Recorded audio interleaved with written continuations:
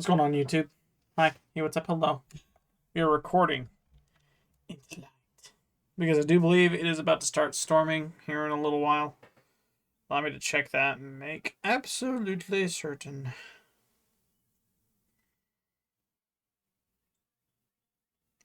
We have a special weather statement until 9 p.m. on Friday.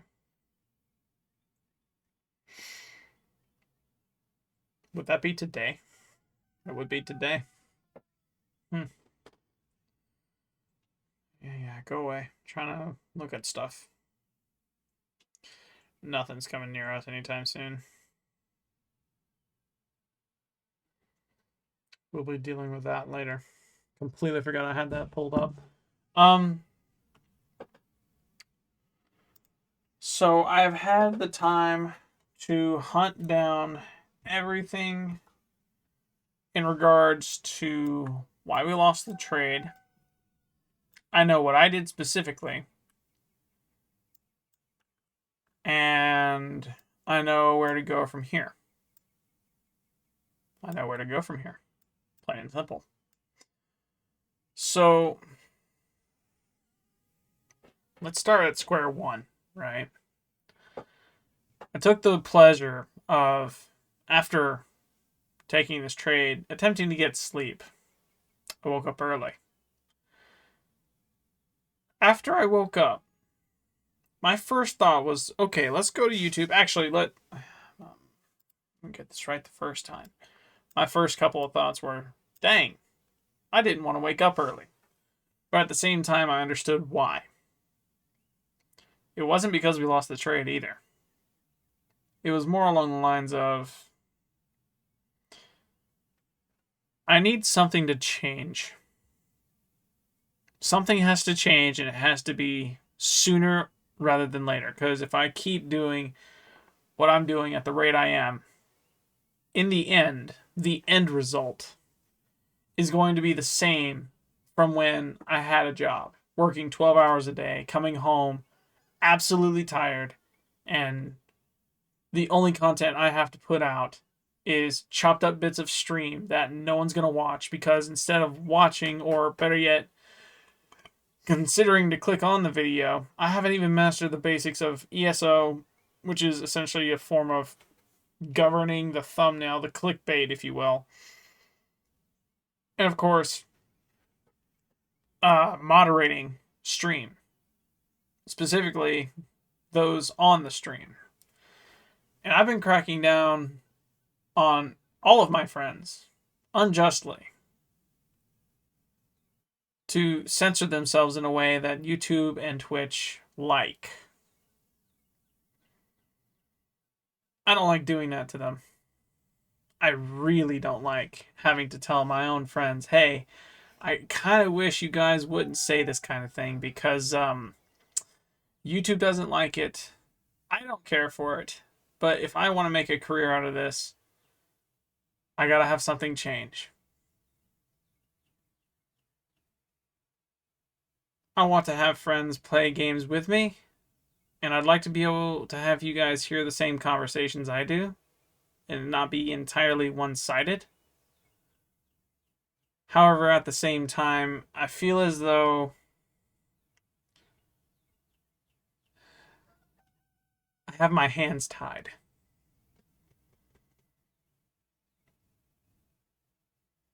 I'm not entirely sure what to do. That's just me. That's where I am right now. Something's got to change, and I'm tempted to say my sleep. Because I've been used to staying up all night, sleeping all day, going to work, coming back in the morning, getting sleep all day, and doing the same thing over and over and over again.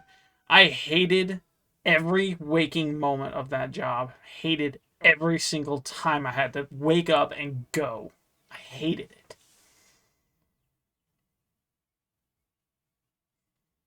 It got me where I am today. So I'll give it that. I'll be nice. I'll sit there. I will sit here and I will say, it got me where I am. And I'm thankful for it. I can't say I loved the job. I can't say I liked the job. Disliking it is speaking too lightly of it. I did not like the job. So now, I do YouTube, I stream, I record, yada, yada, yada. It's 7 a.m. We're 2.5 hours away from market open. We're 2.5, almost 3 hours away from our trade time. So I'm going to take this time to actually get into that and also a couple other things. Per this trade specifically, I don't think it was this one. I'm pretty sure it was this one right here, because price went up and stopped us out and we lost the trade. It went far above the stop loss. So this was a complete bust from the get-go. I believe I entered on a short position here.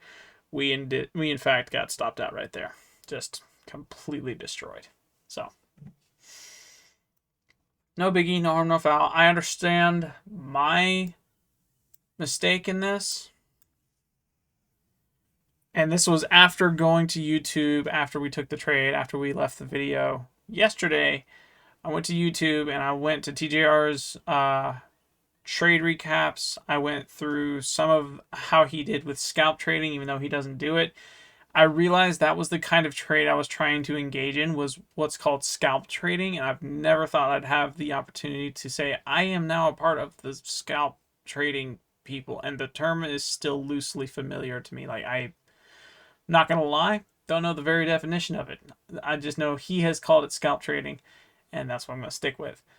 Essentially, my understanding is when you enter a trade, you can close it in increments. That is what's called literally scalping back or scaling down your position to a point where you can claim as much of the take profit as possible.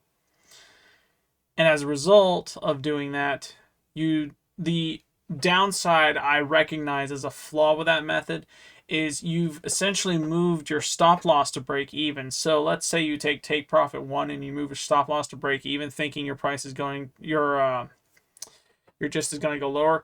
You don't want to try and readjust your stop loss because you had it set before you moved it to break even.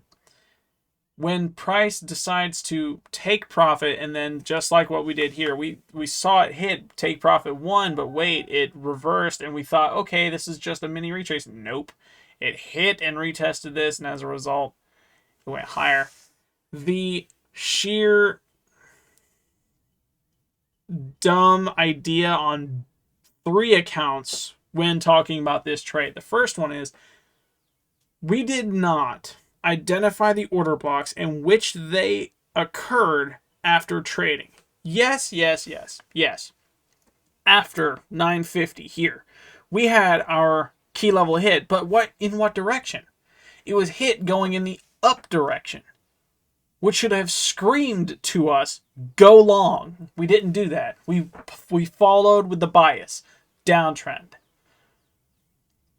That was mistake number 1. Mistake number 2 was thinking we could identify a trend off of the building blocks it gives us right here, right up until, wait a minute, we think it's going to go back into a downtrend and just enter when we need to. And sure enough, we had some money come into us. We did not take profit. We did not take this, though. We thought it was going to go much further. We thought we were going to get more take profits. I keep saying we, like you have a choice. I'm recording this for me. This right here, I thought, it's getting corrected this video, I thought it was going to blow past our take profits. We were going to have it. We had a 1-4 loss. We lost the entire position. We are $2,000, $1,200 negative.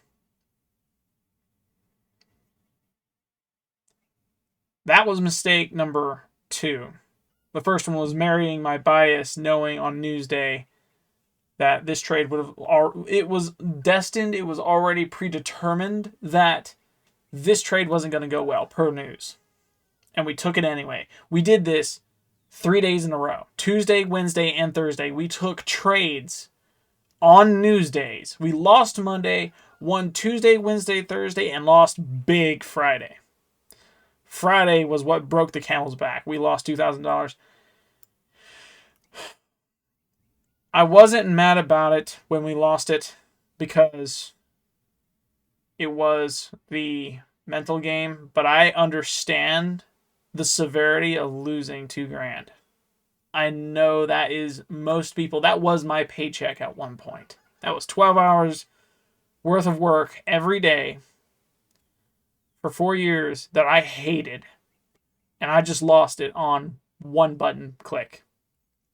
That's what I did. I hate that we lost that trade. That's part of the psychology in it. However, it hasn't discouraged me the same way I see most people get discouraged. I say the same way I see. I'm going to repeat. I'm going to change it. I'm going to fix it.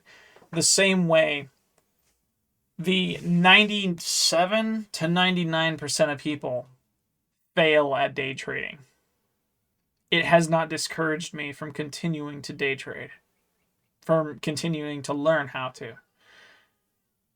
Immediately after I ended that trading video and immediately after I woke up, I went to YouTube, and that's essentially what I've done all day. I haven't edited a single video. What videos that are currently scheduled out for Friday are going to get posted, and then I believe Sunday I'll be back up to editing shape, and I'm going to have videos scheduled out all week long. Of course, shorter form content. You'll be receiving these videos too. I recognize that on news days, regardless of the number of folders, regardless of their color, regardless of yada yada, whatever you want to put that way, if any of these are spotted, I said it Tuesday, we broke that rule. We said it Wednesday, I broke the rule. Thursday, I never mentioned it, I broke the rule.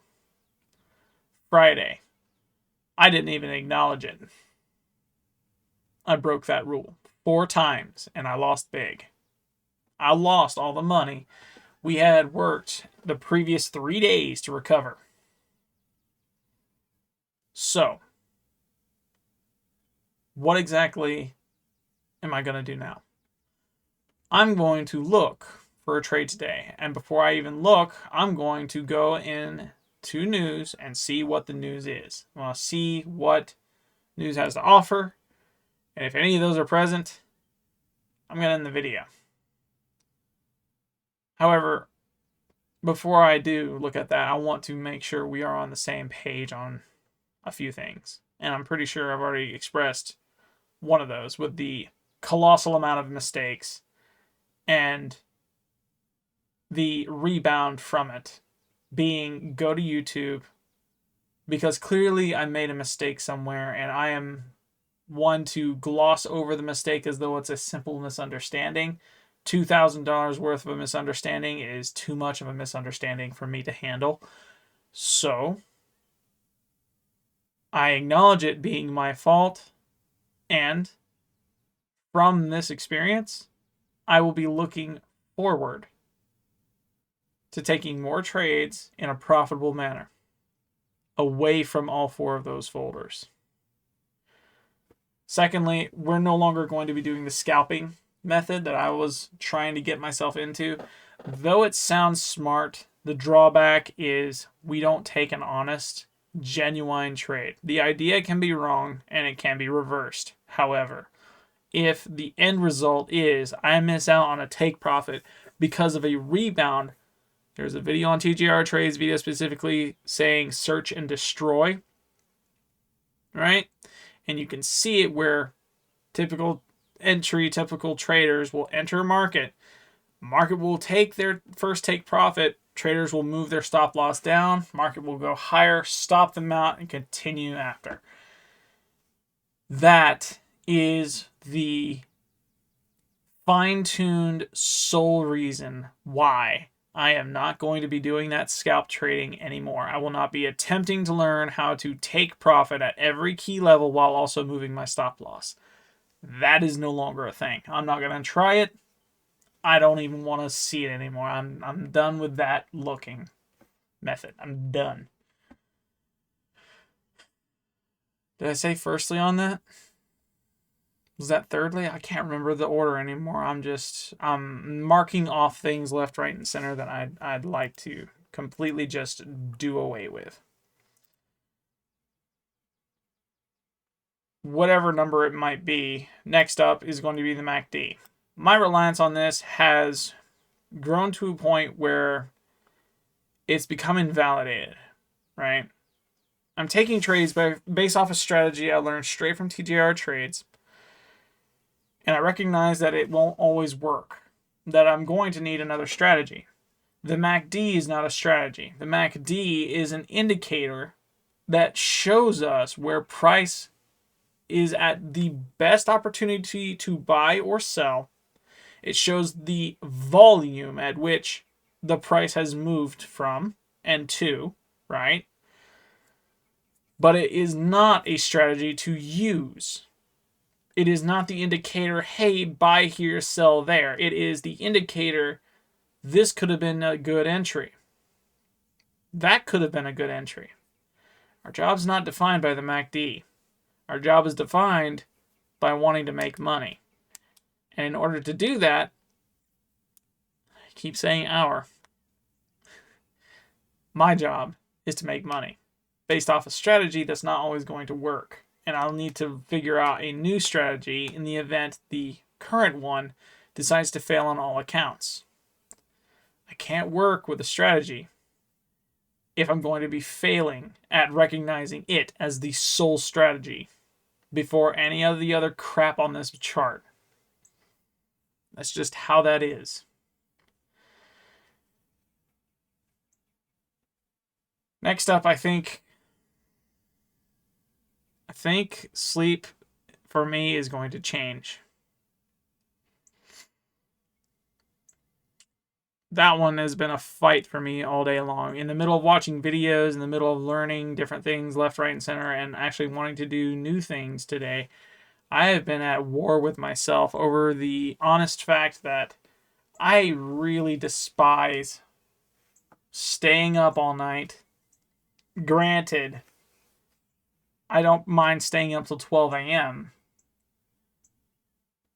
to take a trade in the early morning with no sleep and missing out on potential profit because by 11:30 I am so mentally toast, not deficient, not slow, but toast, because I have been awake at that point for over 12 hours, for over 16 hours. I'm half tempted to venture to say over 20 hours. Today, yes, 20 hours, definitely. I've been awake for that long. My head was on the pillow for maybe 2 of those hours. I have been awake for the rest of it. I hate the way I feel right now. It doesn't feel good. I know it's not good for me in the long run. How am I supposed to enjoy what I earn from this if I'm not around to enjoy it? So, I think what I'm going to do is not restructure, because I know you guys, I know the algorithm hates it when it's restructured, but the sleeping thing is definitely going to change. I'm going to take my sleep before 12 a.m. and I'm going to wake up just in time to take a trade. I'm going to wake up at 7 to take a trade. From there, end recording, post video. You get a 1 long video on Orb Plus. After that video is posted, Mondays, Wednesdays, and Fridays, I'm immediately hopping on my game and streaming. I'm thinking and debating and contemplating streaming solely to Patreon, with the exception of 2 things. The first thing, Patreon's going to have the all-in-all raw unedited footage. Beginning of stream, end of stream, everything in the middle, zero room for care. I'd like to be able to have friends in the party who can say what they want whenever they want with zero repercussions. To me, to them, from me, from them. I think this is the best move I can make at the moment. From Patreon, I still have the service set up to stream to both YouTube and Twitch. Okay? What exactly am I going to do about the two of them? Because I am right now streaming to the two of them.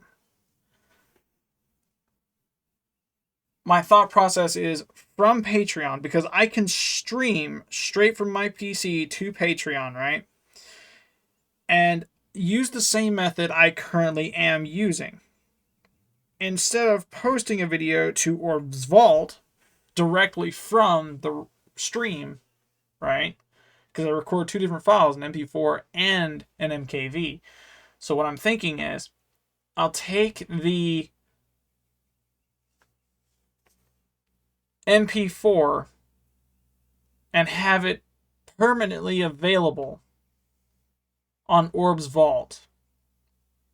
And the MKV for the shorter form content that I actually want to keep on YouTube is going to be cut up, and both, before leaving Patreon, are going to be censored and completely kid-friendly. So I don't have to worry about my friends saying anything. As far as I'm concerned, it will be completely mute of all nastiness, with the exception of the video games I play. I can't control the video games.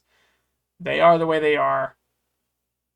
I'll be looking more into the ratings of those video games, so I can just click that button and save YouTube the time, because I'm not even about to see. I'm not going to listen to them. I don't want to listen to them anymore.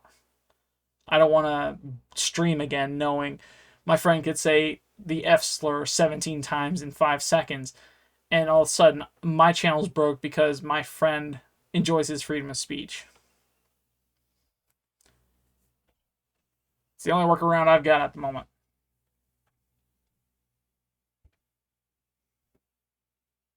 So,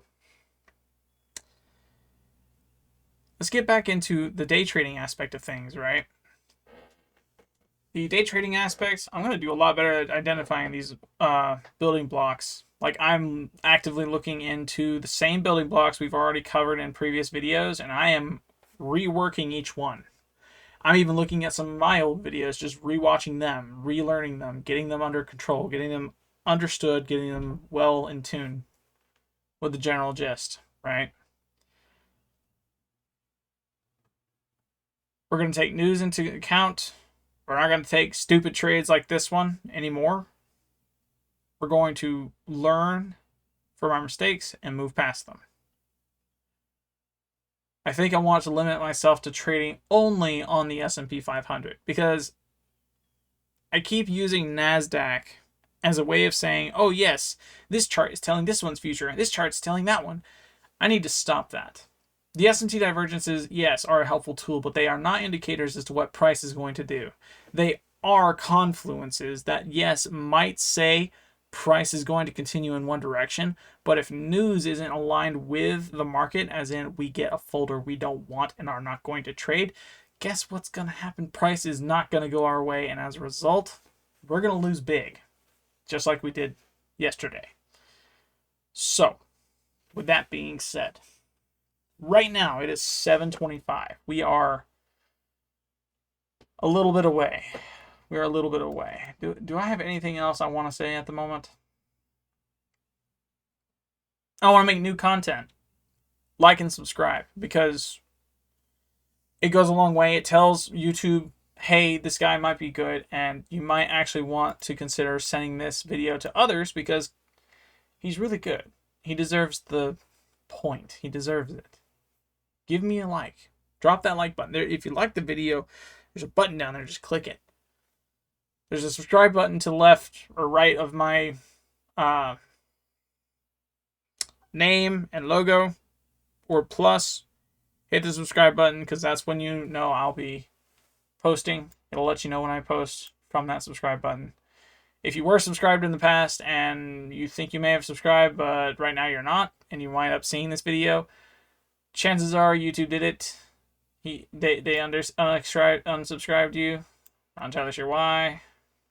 They don't update their stuff very often, as far as I know. So, yeah.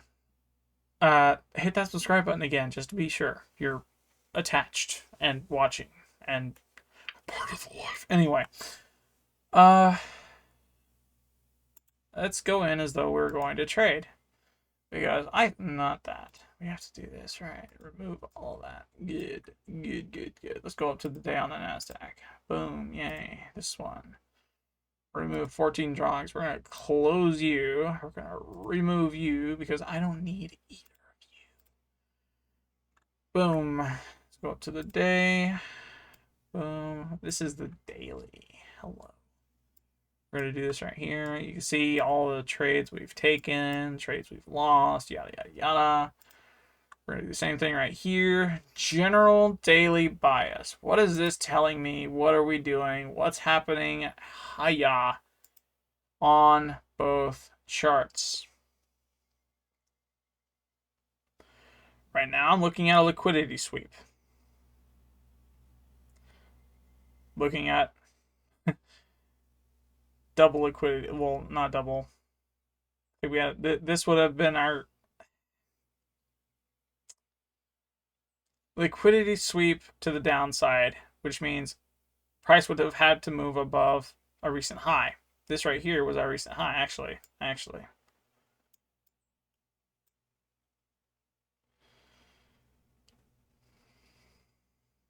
That right there. Up, down, high. Boom. Up, down, high. This swept that liquidity. This right here swept this liquidity. From here, we have our sign that price is going to move down. As a result, it did. We had a huge leg down. This leg down, this was an inverse fair value gap. We don't care about up here. This right here, close, I imagine, the breaker block. Because we had to have a leg down to cause no, it was reverse. This leg down caused this liquidity sweep. As a result, we had that occur. On this liquidity sweep, we had a fair value gap here that was swept. Balance was restored. We had leg down, move up from there. I think this was another order block. From that, we got a breaker block immediately after, imbalance in market on the sell orders. So market makers continue moving higher until they realize, oh, we done cleared this imbalance here. We didn't close it. Yeah, we did. That was an inverse fair value gap. We closed right there. Price continued moving down. Boom. Yay. Daily bias now. Per this, I'm looking at one large leg down. I see that is a balanced out fair value gap, so we're not going to look at that anymore. I see a leg up, shot back down. This is, I'm assuming this right here was a breaker block because we had a failed retrace back up. There was enough buy orders to sustain the uptrend, and so price bailed on down. We broke structures to the downside per this candle here.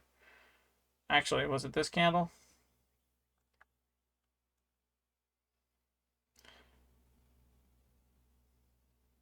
This is over the span of several weeks, by the way, because we've been in a steady uptrend up until that point right there, right? Because this is the highest point between these two. This would have been our breaker block here, and then of course we had our order block, boom, and then from there we moved higher enough to clear out this imbalance. Price took a dip. This pretty much cleared an imbalance right here. So I think price is going to continue moving higher because I'm not seeing any more imbalances on the chart per the NASDAQ. However, per the Monday, Tuesday, Wednesday, Thursday, and Friday, right? We just saw one really large leg down, and I'm looking at a potential liquidity sweep right there because this did not solve an imbalance. Like the top of this candle right here, did not solve an imbalance. It did not close in an imbalance, but it did clear this right here. High up, down, highest point between the two, boom, liquidity sweep. I think price is going to continue lower. That is not to say on the 5-minute the price is going to continue lower. This is the daily. Where do I think price is going to continue to go? Well, right now, lower. However, I'm looking at a break of structure. Why? Because we broke past this high right here on that candle right there. We closed above it. So right now, I think we are currently moving up. It's actually at the bottom of its down movement right now. The real deciding factor is going to be today. Here in the next 2-3 hours, 4 hours, something like that.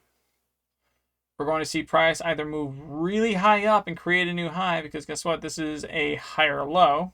Did not close below the low, so we are within structure of an uptrend at the moment. We're waiting for that price to move high enough off of this that it clears. We have an imbalance here. Price loves imbalances, right? Oh, wait, no, it's not, because guess what? We had a fair value gap from before. Inverse fair value gap, where inverse fair value gaps, continuation confluences. Price is going to continue in the down direction per the daily. The building blocks are there. They spell it out to us.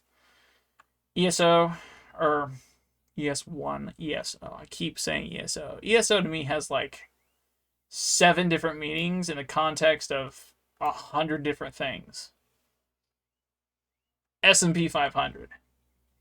Same gist here. Leg up.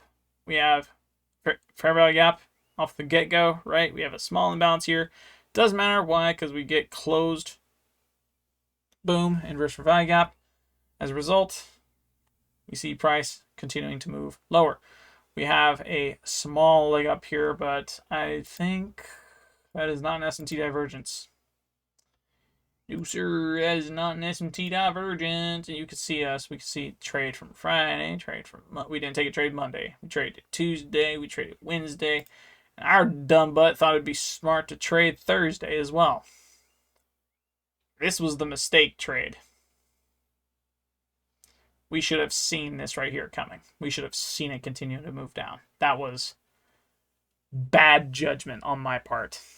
Very, very bad judgment. And we are still within trend on the NASDAQ and the S&P. Both are in a valid break of structure going to the upside. We are currently moving in an uptrend. Generally speaking, I think price is going to continue moving up. Per this right here, price is going to move down much quicker than it will up, though. That is where we're at right now. It has another 9 hours and 35 minutes for this candle right here. This candle right here to completely close. Right now, we're in a down movement on that candle. Let's move to the hour. Boom. Yay, we're good. Did I clear the drawings on that? I don't think I did. I don't care. I really don't care at the moment. I am not mad. I am just ready to go. I am here to take this trade and get profit from. Boom. We have that one. We have 4. For some reason, he did not mark on his videos 8 like I usually do. He marks it at 9:30. All the way over there. I guess to give him a more accurate representation of where price ought to be before 9:50, so he can take the best trade possible. He has 20 minutes to figure out all of his building blocks, and then from there, 9:50 hits, we have a definitive answer as to what price wants to do when it re-enters a key level, right? And from that point, we go ahead and assume it's going to be that way. We're in a serious downtrend. We have imbalances all through this that have not been balanced out, with the exception of this right here, the inverse fair value gap on the daily. As a result, we saw price continue moving down. Boom. Yay. We have an inverse fair value gap here. Why? Because it closed below that fair value gap right there. We also got a retest. This would have been the, what's it called? The search and destroy move I was talking about a second ago. Anyone who decided to try and move it here or enter off of this candle, right, thinking it was going to go lower, They would have been stopped out right here as soon as they moved their price down here, because guess what? We saw that, yes, this was balanced and thought price was going to go lower. That would have been a bad move because it came right back up and it would have stopped everyone out. And I'm pretty sure he used this exact example in one of his videos. If he hasn't, I'm going to be surprised because I thought he did. We have a fair value gap on the hour. Boom. Was it cleared? Yes. There is no sign that this is going to continue up. This has been swept and balanced out. So we are at the moment still in a downtrend. Per the day, this is a retrace. So I'm expecting one of two things to happen. I'm expecting either A, this to get closed above within the next 2 hours, 2.5 hours. It'll get closed above, making it a true inverse for value gap, in which case price is going to continue lower, or it's not going to get closed above.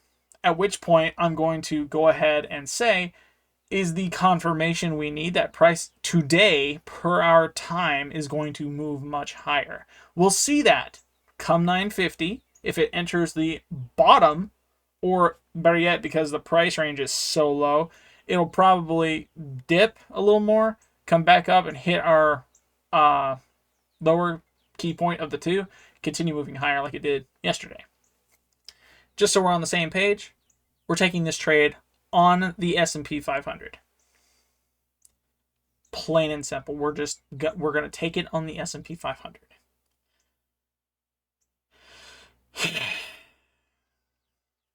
We have our markets set. Let's go ahead and do this as well over here. We are on the hour at the moment. Boom, boom. Cool. 20. 4. Break it down to the 30-minute. 9:30. Gold. When's our golden time to trade? Comment section. When is it? When is it? When is it? 9:50. I still don't understand why he has it set to 9:50, but he does. So this is our time to enter. We are not entering beforehand. And we are going to check news before we really get much deeper than this right here, because I'm not even going to try and mark highs if it's going to be stupid today. We're not going to get anything from it if we do. Let's do 950 there. Good, 950. Yay, we have stuff. We got to go back up to the hour. Why? Because that's where we start. Boom. Let's mark out our session high. Actually, no. I'm sticking with what I said a second ago. I am not touching any of the highs or any of the lows until we have news brought up and taken care of. News. Hello.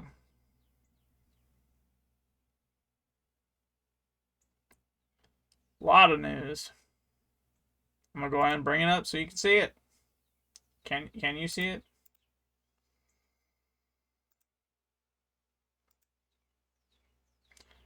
Why don't you want to work? Hot dog.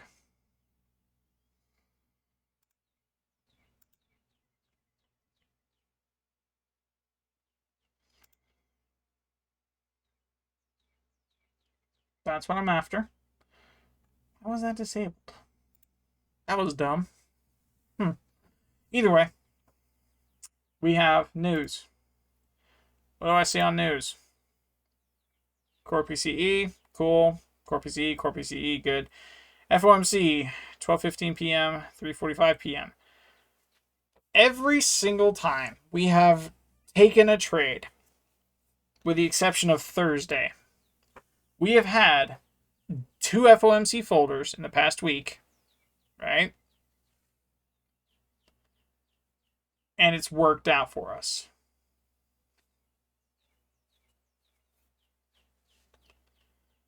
They were not in effect 8:30, 9, 10. They did go into effect 12:15 p.m. So, With that being the case, because this is so far out from when we are determined to take a trade, per my personal, let's just triple check this because this is core PCE red folder interestingness. Is this part of it? CPI, PPI, FOMC, NFP. I don't see any of those. Do you? I sure don't. Good. Euro. Good. CAD, USD core, personal, Euro, USD, UOM, FOMC out of our time range. I think per news we are good to trade today. I think I'm using the confluence that it is 12:15 to stay away from. We're taking our trade after 9:50 and only after 9:50. It is 7:42 a.m. right now. The next thing on the agenda, all of this in another hour after market opens. Or actually, market open is 9:30, I think, if not mistaken. Per the baby pips thing, it's 8. I know that's pre-market. Or somewhere around pre-market. Why does he have it set to 9:30 is my question. Like, did he move it over by mistake? He probably did it just for a general gist. Because I was thinking that was legit, like, how he had it set up. I need to look at more of his videos to confirm what exactly I'm going to do when it comes to trading and seeing FOMC on the calendar with time after. On the calendar for time after I trade. I think we're good for trading on per the news. News is, I think, good. And just close that out completely. We're done looking at you. Okay. Let's go back over here. We're going to go ahead and mark out our session highs and lows. We have not. So I should go ahead and mark 8 just because. Boom. This one.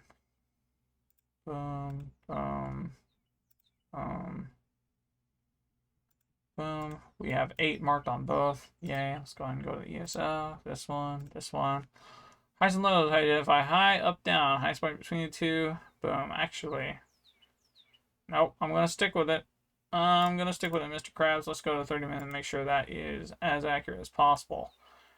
Better go with a 30-minute. Why? Because this is a more accurate representation of what price was at the highest point in the session. That's the highest point at the moment. Boom. How do you identify low? Down, up. Boom. Would have been right here. However, price swept that. Price also swept this, and this is within this candle. Down, up, lowest point. Boom. There. Yay. We have our high and low for this. Do we care about the high and low after? I'm going to say no. Why not? Because we legitimately are within price range for Asian session. So it's literally these two key points that it'll hit for us to see what price and where the market wants to move. At that point, let's go ahead and go to NASDAQ. Map it out here. Get it nice and fluent. Boom. Highest point. Up, down. Right there. Within the hour? Yes. Let's go to the 30-minute. Highest point between the two. Up, down. Highest point. Same gist. No difference. On the 30-minute. Boom. Down, up. Lowest point. Right there. Same gist on both. I see the same gist on both. Not seeing SMT divergence as of yet. I am looking at a fair value gap that was evened out. This was again noted on the hourly. I'm confident price is going to continue moving down in this downtrend pattern that we've been seeing here recently.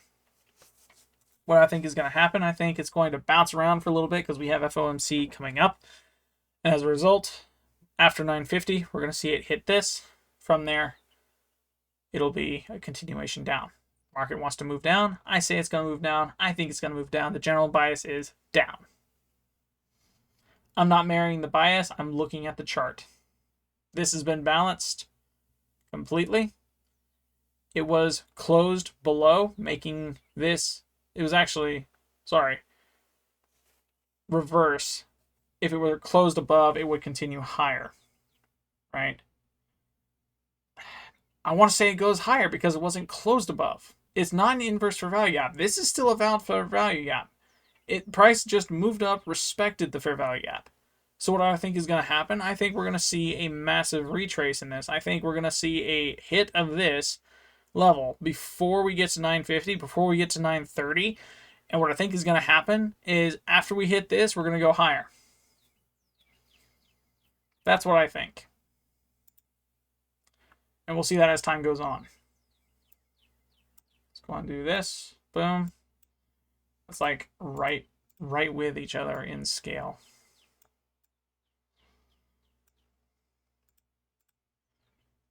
Can I get the chart to match comment section? Can I? So close.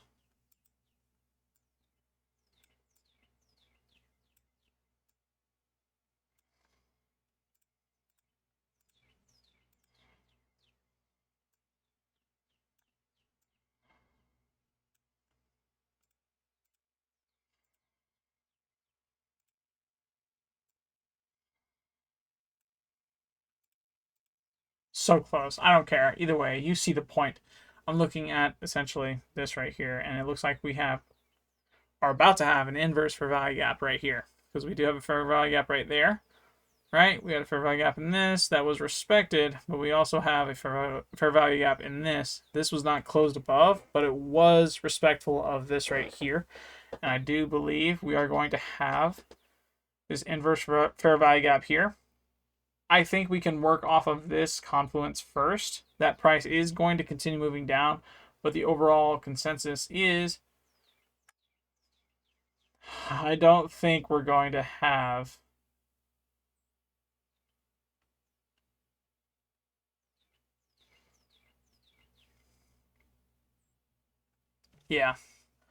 I don't think we're going to have price move higher because this level has been bounced around so much.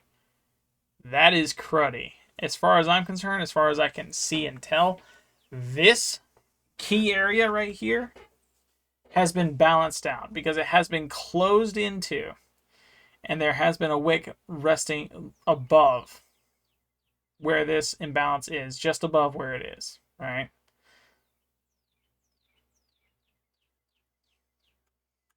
Does this fill a breaker block?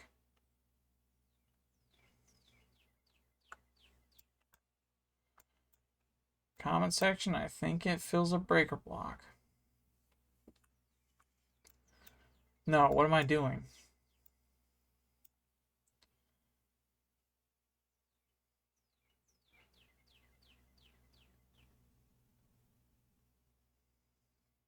So this right here, this whole move down from this way, filled the imbalance right here, right? Making this the inverse for value gap, at which point on the hourly and the 4 hour, actually we could probably see that on the hour. Let's see if we can see that. Yeah. This right here filled the imbalance here. It reached lower, closed all the way down, clearing this right here as a result, and it closed below it. So this is an actual inverse for value gap. Price is going to continue moving down. Follow at this point. We don't care about this move down. We care about this move up at the moment. On the 30-minute, we have a fair value gap, but that is not the case on the hourly. And the hourly is what we're looking at when determining when to take a trade based off when it hits key levels. So from that, we are simply going to do just that. We are going to wait. If 1030 comes and goes, neither key levels hit, we're not taking a trade. And we're taking our trade off the bias that price is going to continue moving down, just so we're on the same page. Daily, everything about it, the hourly, the 30-minute, everything about them says down. What am I looking for if it wants to continue higher? I'm looking for a liquidity sweep down. I'm looking for a order block. I'm actually looking at an order block. We have this right here. Boom. This leg up causes this leg down. From this right here, price moves higher. How high? We don't know.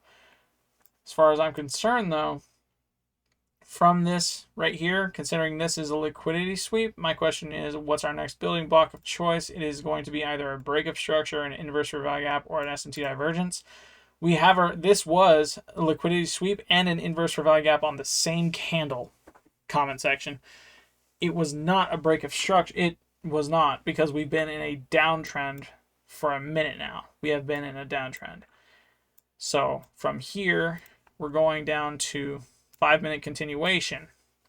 That price is going to move higher on the hourly. This is the same set of confluences we've been using like all on the other days. They haven't steered us wrong. We're looking for either a fair value gap on the 5-minute, breaker block, order block, or equilibrium. I think we had a breaker block here. This was our breaker block. Failed retracement, showed lack of sell orders in the market. Price is going to move higher. That is what this is currently telling me. Confirmation that that is the case is going to be a break of structure to the upside, right? We do have a fair value gap here. Keep that in mind, and it is respected at the moment. Break of structure is going to be this high moving much higher, or this low closing not below this one, but above it, signaling that price is going to continue moving higher. The second confirmation confluence, that price is going to continue in a moving up direction. This candle, or this candle is going to close above this fair value gap, making it inverted. Price is going to continue moving higher.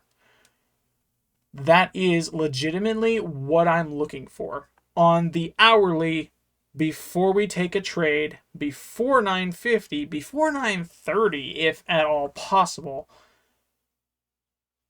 And in the event we get neither the break of structure or the inverse fair value gap and price continues to move lower, again, it doesn't close above this, but moves lower, we will go on the assumption that price is going to, guess what, continue down per the daily bias, because that is the legitimate confluence, the same thing I was looking at on the daily to determine that bias was the overall downtrend and where we were within the move. Where are we in the move?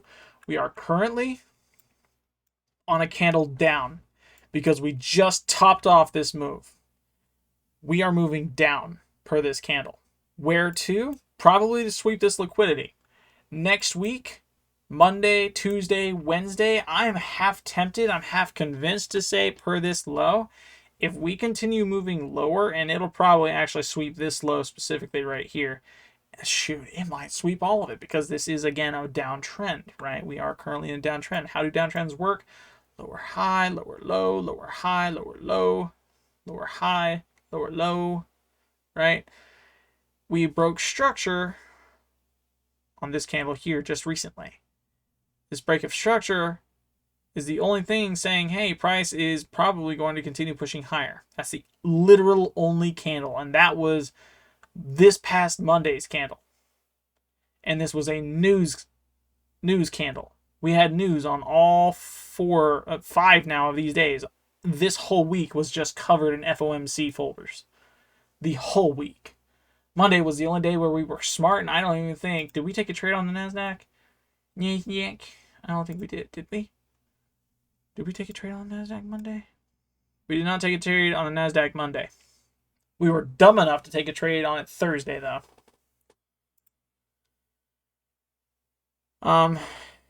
Yeah. I think we're going to continue much lower. I think we can pretty much, I'm going to agree on that. Down, up, low, boom. It could clear this low here. Down, up, boom. Is this below lower? Kinda. Do we want to mark it? Sure. Why not? How do you clear low? Down, up, boom, low, there, boom. And just for funny's sake, because this right here can be considered a breaker block. What are breaker blocks? Sign of an imbalance that there's a lack of buy orders. As a result, price moves lower. It moved just low enough, so this could actually be considered a order block. Sweep, reversal. We have our guaranteed up, order block, boom, and then up we go.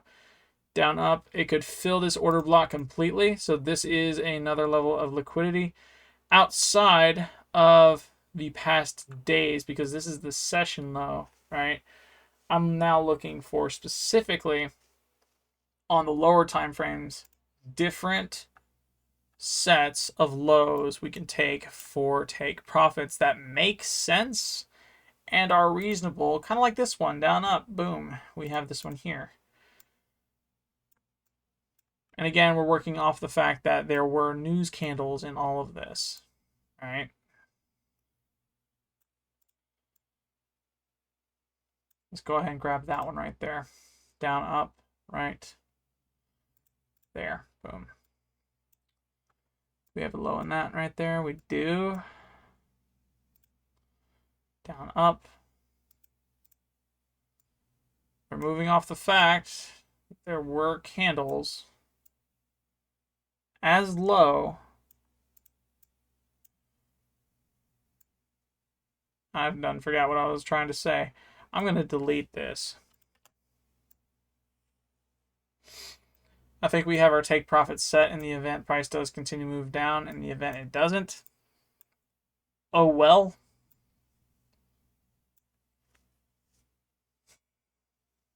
We'll know our trade was wrong. And we're going to take the loss like a man. We're not going to... I'm not going to be as mad as I am. Because I know I'm sticking with the S&P 500. I'm not hopping off of it until it's gold. Like, I'm not just confident in the trades I'm taking, but I'm confident in the 3 months that I am going to remain positive. My goal is to be positive. And so, positivity is where we're headed. Everything is screaming price is going lower, though. Even on the hourly, it's saying lower. So, actually, with the exception of this right here, it's saying lower.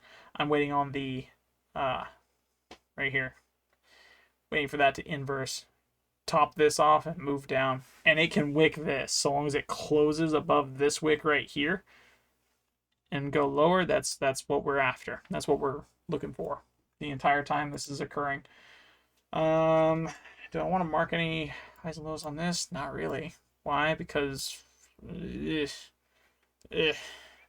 wait for confluence. We'll wait for the bias to really take hold, right? I want to see this completely closed above before my bias is set in stone. And I know per the FOMC folders that are currently on the news forecast, we are going to be in for a bunch of dancing around on a key level again. That's just the way I see it at the moment. We are waiting patiently. And just so we're on the same page, the confluences, for them to get hit, first off, it'll be on the hour without question, right? Not even gonna like change that. That is getting hit on the hour. We are watching the hour. One of the two is going to get hit. From there, our bias is pretty much there. Price is either going to move higher or it's going to move lower, right? When it hits these key levels, before, during, or after, I'm already here. I know it's pre-market open. Regardless of where it hits, that'll be our bias off the first bat. Price is either going to move lower or higher or lower, depending on which one's hit before the candle, during the candle, after the candle, right? Per the hour. Once we see that the key level was hit on the hour, that is when we are going to move in to our confluences on the smaller time frames to zero in on a trade, and we are going to take that trade off of the confluences. I am wanting to be cautious today.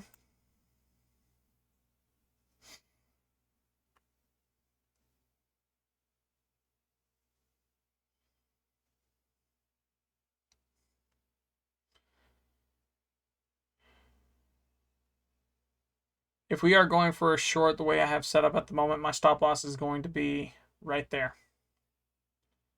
That is where my stop loss is going to be. In the event we go for a long position, my stop loss, right there. That's where it's going to be. I know where my stop losses are going to be. They are not going to change. Let's see what the market gives us, shall we? I've been waiting for about, I'll say, an hour and a half, something like that, because we have yet to see anything else. This fair value gap was respected. Prices continuing lower. However, at the same time, I think I'm wrong, because we had a breaker block here that showed a sign of imbalance, right? So we have a double imbalance here. I think this is a small retrace. So what is going to happen is, because it fills this breaker block and confirms that the move is at an end, we're going to see price dip down into this first, but it's going to move higher. With that being said, I am looking also very intently at a sign of reversal. I'm looking for that sign of reversal.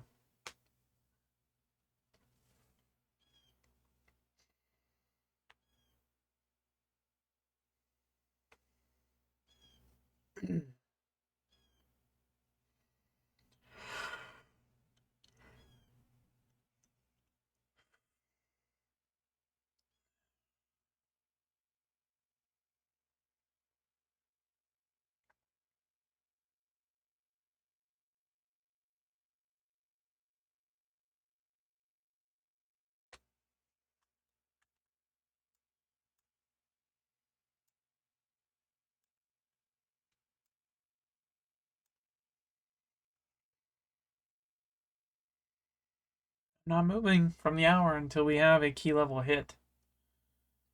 I'm looking at all the confluences I can find as soon as I can find them.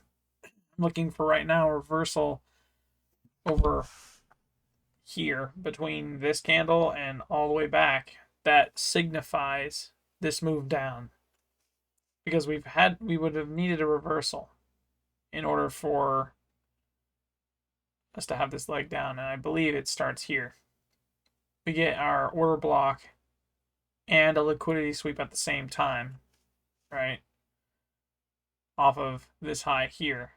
As a result, we have price move up from this order block, sweep liquidity right here, and as a result, it pushes even lower, filling what appears to be a breaker block here, where we had a leg down, and it showed, and this was our failed retrace back to the upside to continue the uptrend. As a result, we had a breaker block here, and so we, from that breaker block, had an imbalance that needed to get filled, retested, so that way the imbalance is no longer there. From that point, price moves lower. From that movement down, we get also with us a fair value gap that was not closed into but wicked off and respected. From that fair value gap, if we're using the same set of confluences we have been, because we also got a break of structure on this candle here from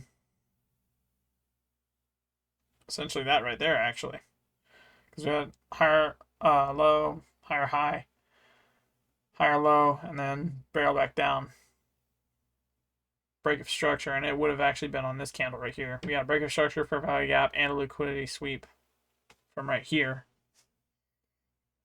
We have a fair value gap, which is an imbalance that was cleared up. No more imbalance there. From that, I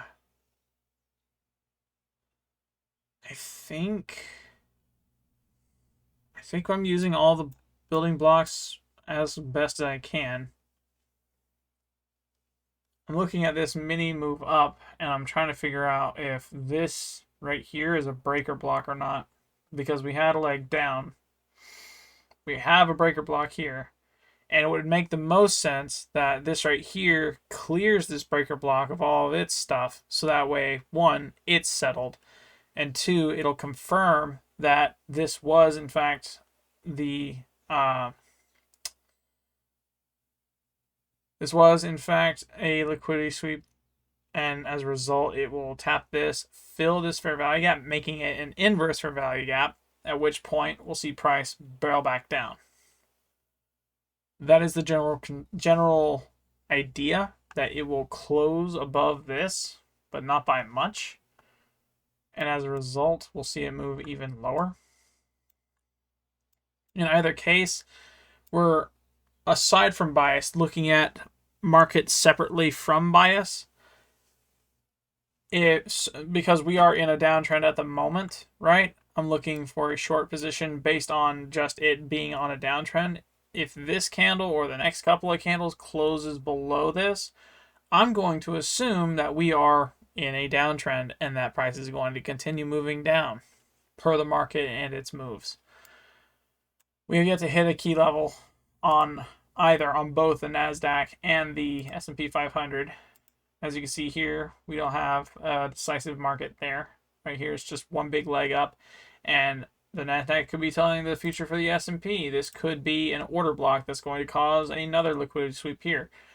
At which point, my biggest curiosity is, if this continues to go down, is it going to wick past this, or is it going to close underneath it? Because we need a close for us to have that bias that, yes, price is going to continue moving down. If it doesn't and it just wicks and moves higher, we know that we're looking for a buy position, a long position. We have 10 minutes for this candle to close, at which point we will be within our time to trade.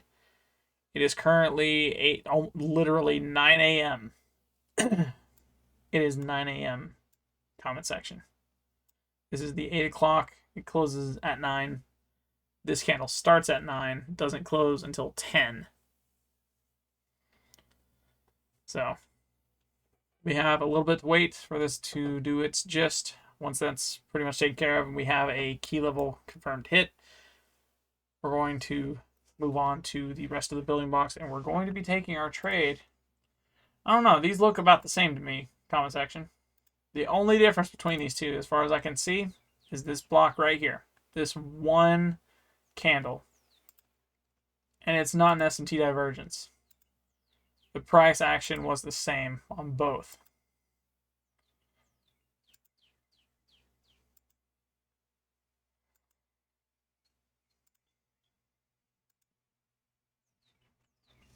So, then becomes the question. When is our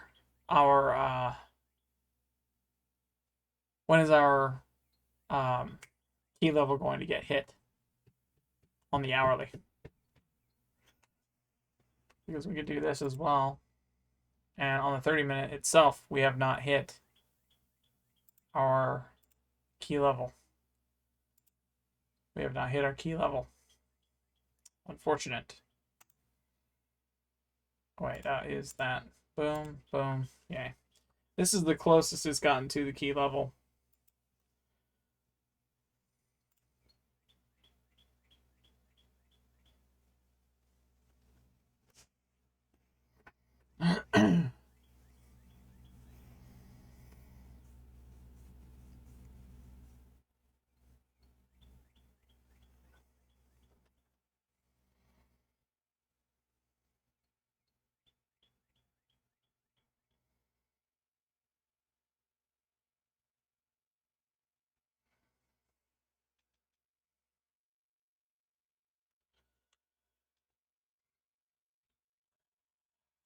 I think per London session, from here up to here was the perfect setup for our building blocks. We have a liquidity sweep, a fair value gap, and a break of structure on the same candle. From there, you just wait for the inverse fair value gap, which would have happened here off of this right here, this mini inverse, this mini fair value gap right here. We had an inverted fair value gap.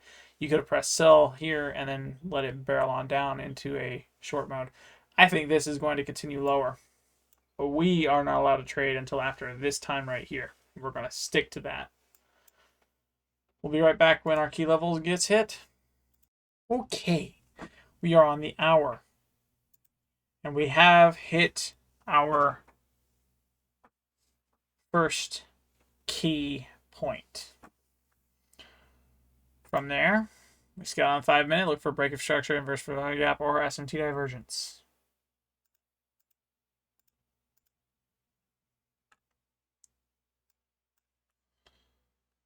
What are we waiting for? One of these three. We see a fair value gap here. We see a fair value gap here. We're waiting for this to get closed above. From there, what are we looking for? Fair value gap.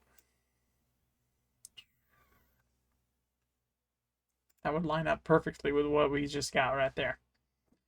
After that, we're looking for an inverse fair value gap back down to the outside, or actually a break of structure. So after it makes a high and closes above this, it'll break structure back down and we'll create a lower low. And we'll be good. We'll be good to go.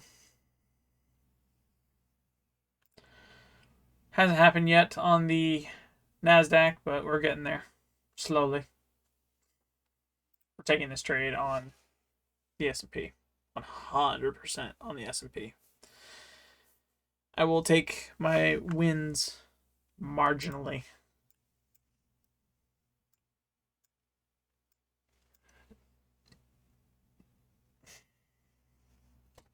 So nothing winds up trying to play. That's getting turned off.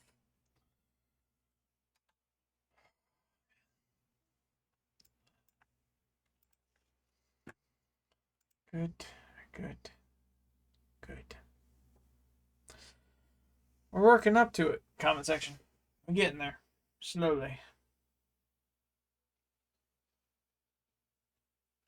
We are not, just so we're on the same page, within our time to trade. And I don't know if this is part of, I think this is like the soft setup, right? So we have a soft lock on picking up a trade. If we think we can get a trade around this time, take it. This right here, we either have a trade buy or looking for a trade. And with any luck, it happens before 10:30 because once 10:30 comes and goes, we're not trying to take a trade anymore. We're leaving as fast as possible.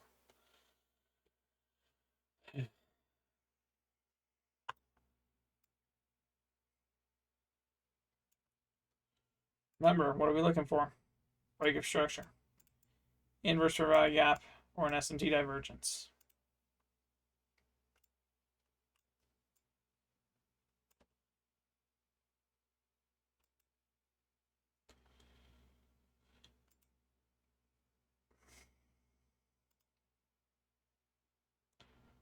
Looks like we might be having a bit of S&T divergence on the low side.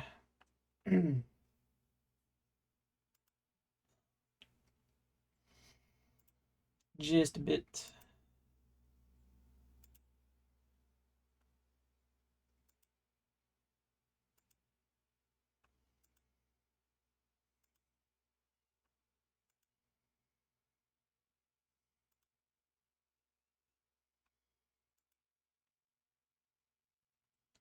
Yep, the S&T divergence is occurring now. We have a leg down here, whereas on the NASDAQ we have a leg up there. And this could change in the next coming minutes. We're looking for a very specific gist with this. After the S&T, what are we looking for? We're looking for confirmation on continuation that price is going to move down. What would that be? Fair value gap. I don't know if we can count this right here. Again, though, we have not seen a break of structure yet, so we're waiting on it. I think from the S&T divergence, we're looking for a breaker block, order block, or equilibrium.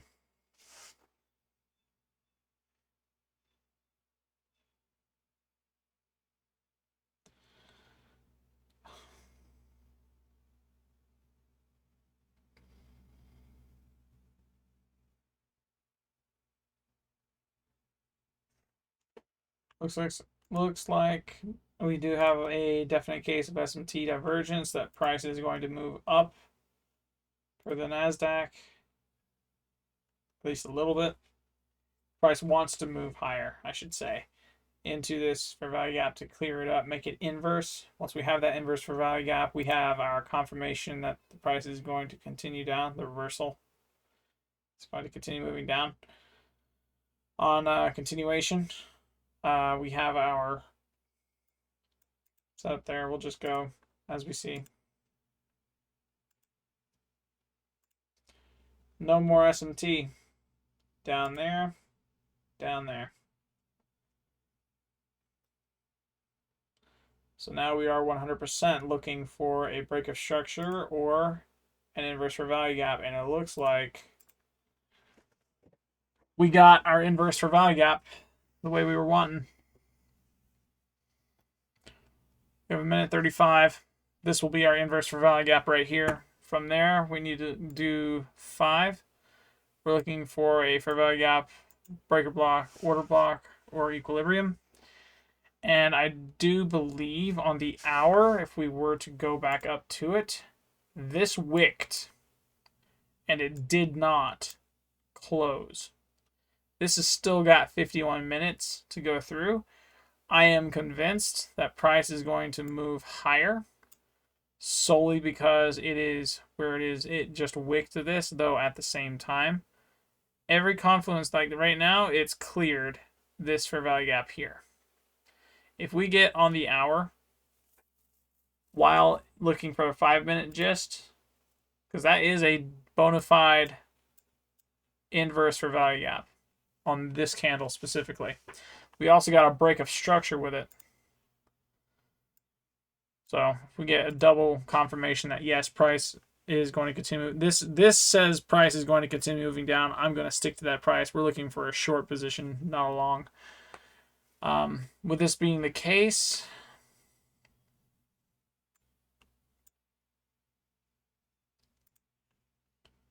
we're looking for this. Just a matter of waiting. I believe if we get a fair value gap, which means the third candle, right, leaving that gap there, that's a sign of continuation that price is going to move higher. If we get a breaker block, right, I believe that's a sign of continuation. Price is going to go lower. And an order block is fairly easy to spot. It's the leg that causes a liquidity sweep. At the moment, I'm not seeing a liquidity sweep.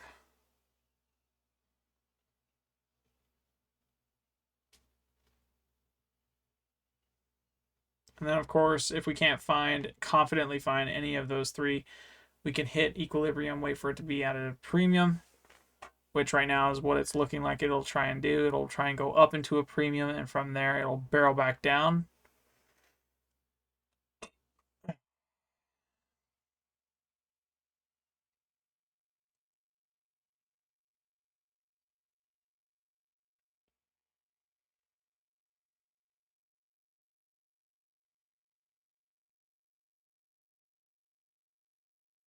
We're waiting on that candle right there to close. Once it closes, we'll have a fair value gap. And then we'll move to the 1-minute confirmation. And then from there, it'll be a sell position that we take. Our stop loss will be just above our entry level on the high side. And then from there, we'll watch it barrel on down.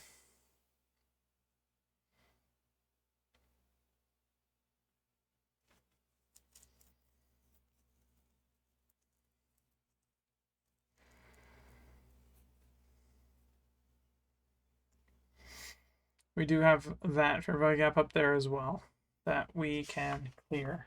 So this right here will be our setup there. We have our equilibrium.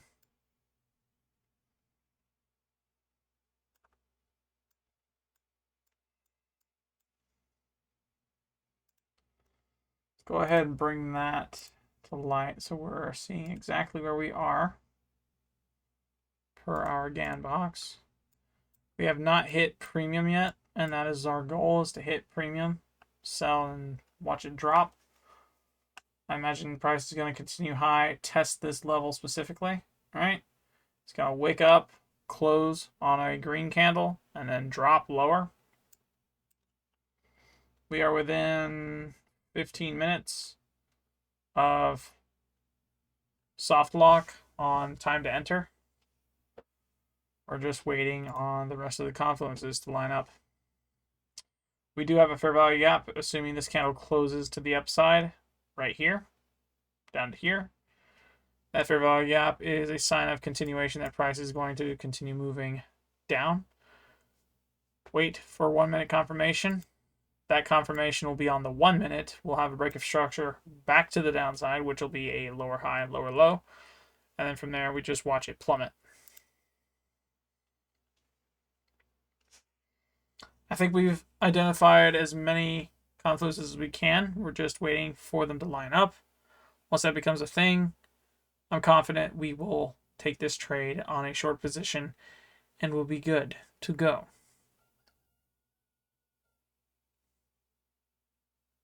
Liquidity, yeah. This is identification, well-earned identification. We had a high here, and it was swept with this high here. We had an order block here that caused this liquidity sweep. As a result, price moved lower, right? Price moved so much lower. We had a breaker block there, forced it down. That was our fair value gap, double fair value gap, just turned inverse fair value gap. We might have a double right there. It'll come up into premium, retest, I believe our breaker block. This should fill this breaker block right here. Once it fills that, we will have 100% confirmation that we can move on to our 1 minute time frame, break down a break of structure or an inverse fair value gap off the 1 minute, back down. And from that, we will enter a sell position, watch it drop, set our stop loss up high, call it a day. I'm tempted. I will stay. I'm not tempted because I do want to make this change. It is Friday, and I hope you guys are having a wonderful morning. I'm going to stay all the way to see the fruition of this trade. I want to see exactly everything that occurs, and I want to see the most we can get from the S&P 500 today. I want to see it with my own eyes. Once that becomes a thing, I'm gold.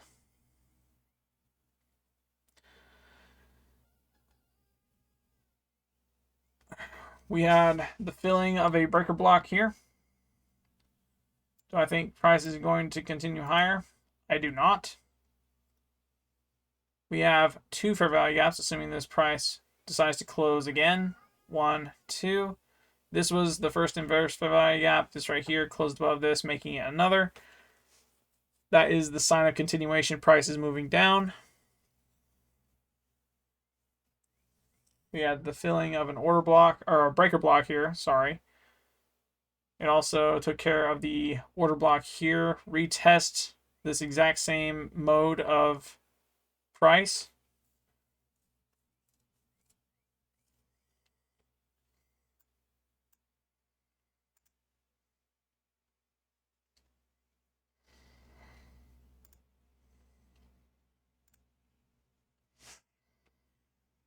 We have $1,200 to make up for with this trade. I'm really hoping we hit take profits today. My hopes are not high, but they are disciplined. They're tempered to take that blow. They are tempered indeed. Seeing as we are within equilibrium, I'm going to go ahead and move down to the 1 minute. What am I looking for on the 1 minute? A break of structure, which means a lower low. And at that point, it will also be an inverse fair value gap on the 1 minute. At that point, we will also be pressing sell, and we're not going to press sell until the candle that forms the inverse fair value gap or the break of structure has closed. It will close.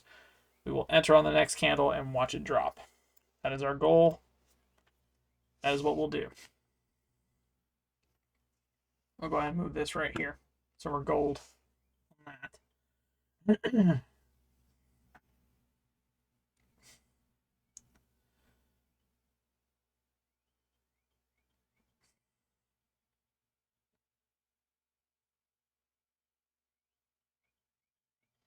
I think our idea is valid and that price is going to continue lower through the confluences we have identified here. I'm also confident that we will be making a decent profit off of this trade. Simply waiting for that return. Seems we also had a breaker block at the top of this move here. Not enough sell orders in the market, and so price is going to try and push higher, test this again. It's going to fail, and as a result, it'll plummet, creating that inverse fair value gap we're wanting. We're wanting a close below this right here. Once it closes below this, we will have our opportunity to enter on a short position. We're going to go ahead and swap this to short. I like these two. I'm going to keep these start just in case, because we do use those. Keep that on that just in case.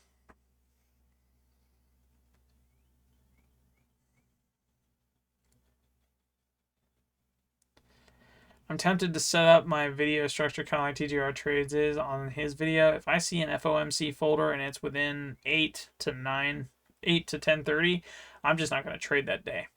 If it falls outside the time we take a trade, then I am more than happy to say we'll try and see. If we can't find a trade around 9:50, I'm not going to bother trading for that day.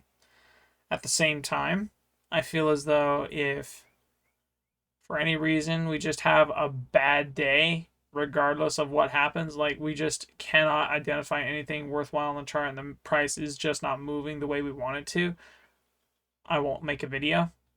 I think it will save me time, mental capacity, and sleep time, like actual just getting my rest when I need to, so I can better focus on the task at hand, right?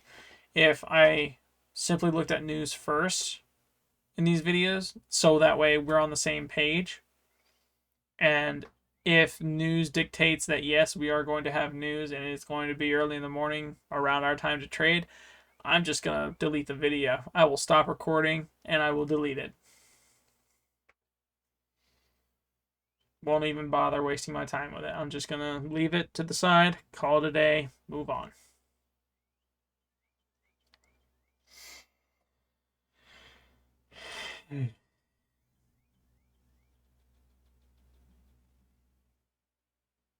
Right now, I am super sleepy. I can feel myself from the lack of sleep yesterday. Just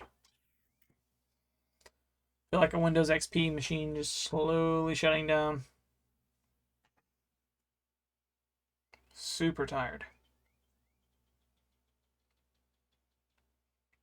We are within premium, and that is exactly what we're wanting to see. We have 25 seconds for this candle to close. If it is, that'll be our break of structure on the 1 minute, and that'll be our sell entry, and it looks like we're going to get it.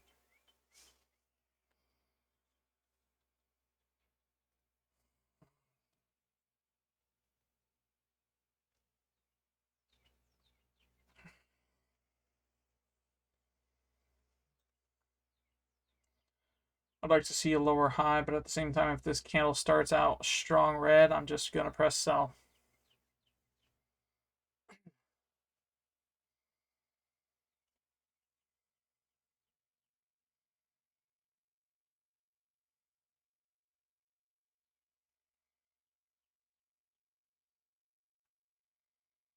I want to see an inverse fair value gap before I go anywhere with this. I will wait patiently for it.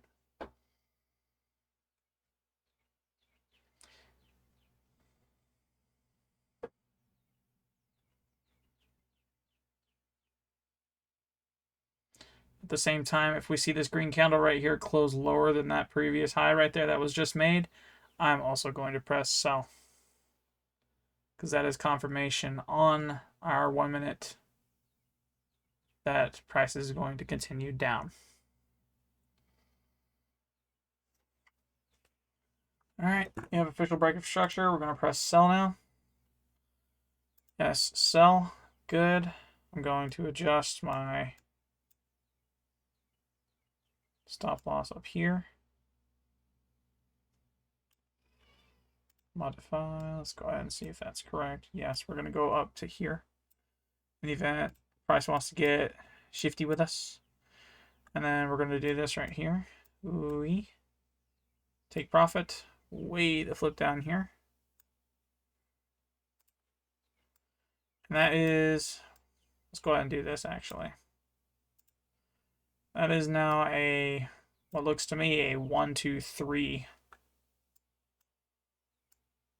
Risk to reward. Risk to reward. Now we're just waiting for the return off of it.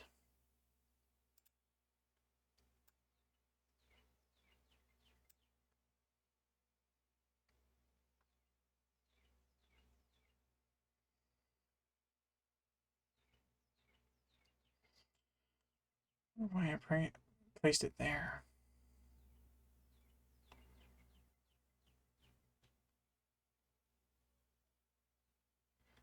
I guess because it's already 9:30, this is delayed by 10 minutes. That's 9:23. So makes sense. We do have a confirmed break of structure there. There's a lower low. It closed below that low. We're just waiting for it to barrel on down the way we were wanting it before.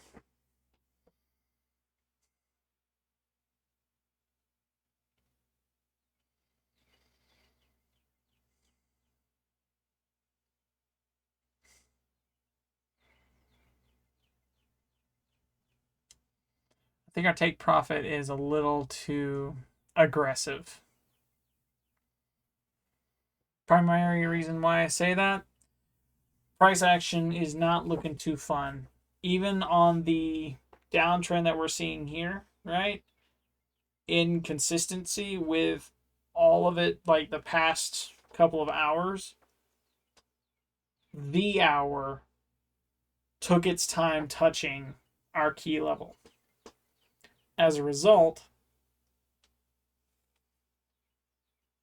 I imagine the take profit is not going to get hit for a little while. I imagine it's not going to be right up until this candle, this line here, this 9:30, that we see a down candle, and it might continue higher. Actually, it might continue up to here. We might lose out on a little bit, but it's not going to hit our take profit. It'll continue up to here, and I imagine it'll just drop. Though we do have a break of structure and under the right confluences, so this should, in all reality, just plummet, and we should make a profit off of it.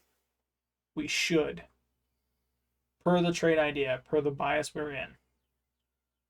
We should have a well-defined margin in which our idea is right. My idea is right.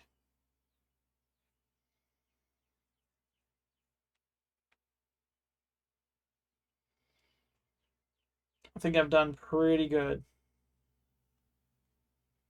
I think I've done really good, actually, with this trade specifically. Let's go ahead and check news to make sure nothing's about to bite us in the butt, shall we? Let me see. We have passed the 8:30 mark. All of USD stuff is done. 9 a.m. is done. 10, we have 2 revised UOM.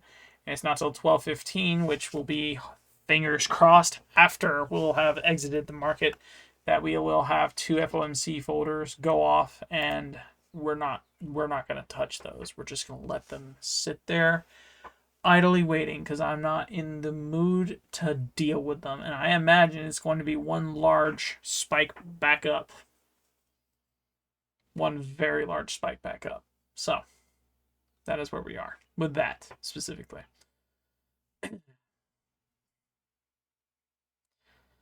I'm curious to know why, when I entered a sell position, it started me at negative $500.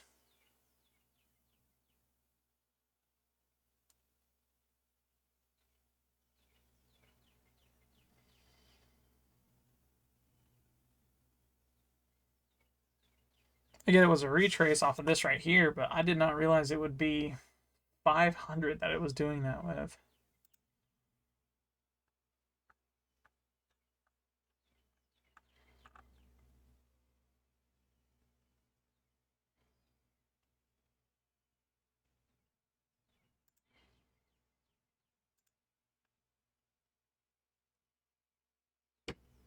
.25. Hardly anything's changed, so I don't understand. Yeah, I don't understand why it started us out like that. That was weird. That is weird.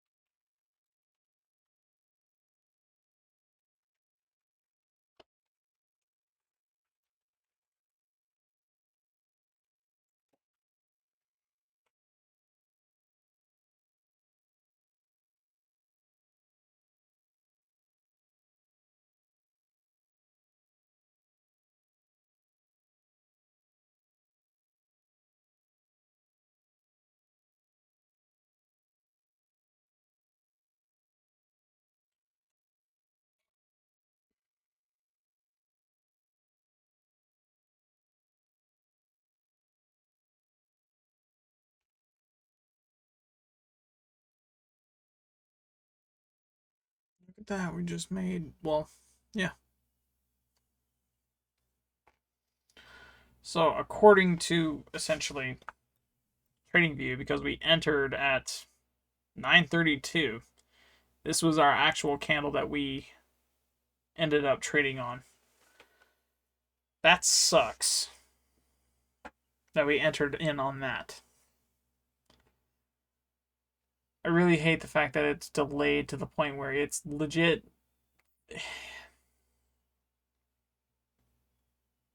I don't like that. It's okay though, because our trade isn't going to be placed on TradingView. This is primarily to learn, to get used to trading and the like. TradingView is going to have a 10-minute delay. I imagine the charts per the brokerages that they choose to have us trade on are going to be much, much, much, much more reliable in the sense that we will have like on point data as soon as it comes out. So yeah, fingers crossed on that one. We would have made $450 by now had we had entered and the chart wasn't as delayed as it was on the candle we spotted the break of structure on up there. In either case, though, looks like our bet is paying off. At least right now it is. We'll see in a moment if it continues. I'm looking at current price action. When I say that, I'm going from there to there. Yikes. From there to like there. That's a steep drop. Maybe. I don't know. We're re-entering key level area.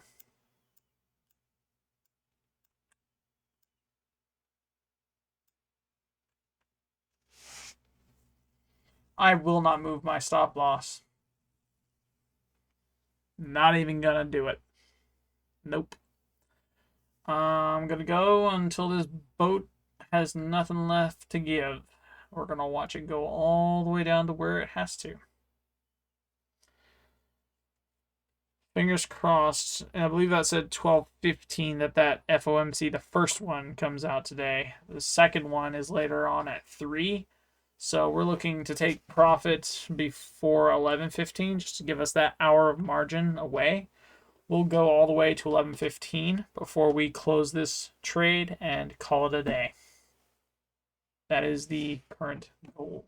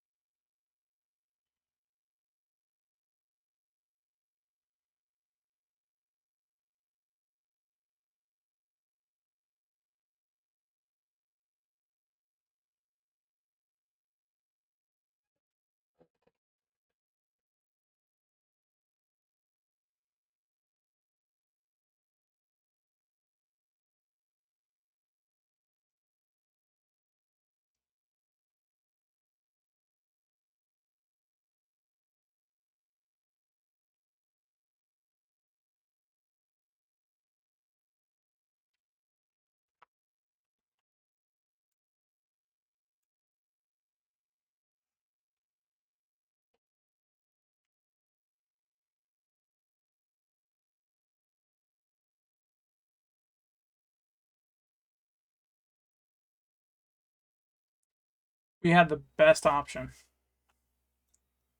We legitimately traded off of this candle here just before it went down under. We would have made a ton of money had that had executed the way we did it. Our trade idea was right. For our own devices, though, we were limited. Nothing we can do about that at the time.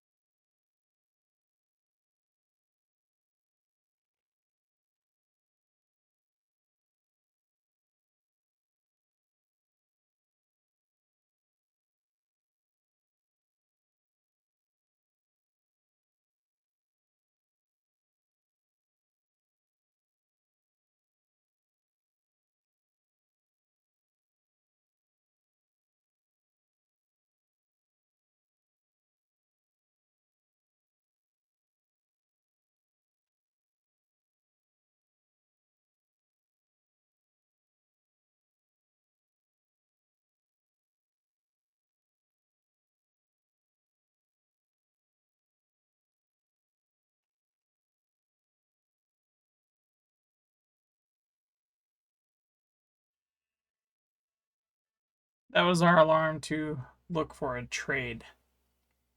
We've identified a trade, and we've executed on a trade. Unfortunately, the market decided to choose to execute on a candle we weren't even there. We weren't even looking at. It put us there. So, now we deal with the this. We just deal with this.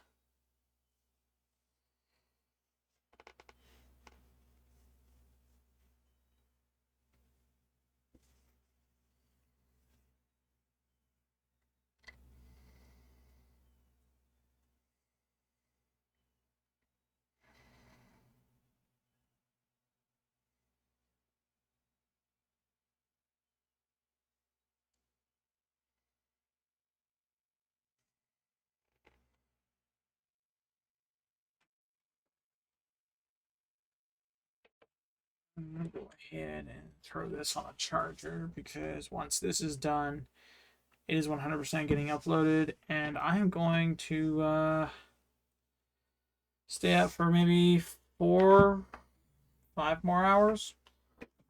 I'm going to stream early on video games today, and then immediately after stream, and it'll be a 4-hour stream, I'm going to go to bed. And it'll be the last time I stream to YouTube and Twitch publicly, with the exception of, for if you're interested on Twitch, I will have a video that I will bring and have it streamed directly to both. So you'll still get streams on YouTube and Twitch, do not mistake me. The live aspect of it, though, is going to be held on Patreon. So if you guys like that idea, if you want to support me in this endeavor and do stuff, yeah, I'll be on Patreon.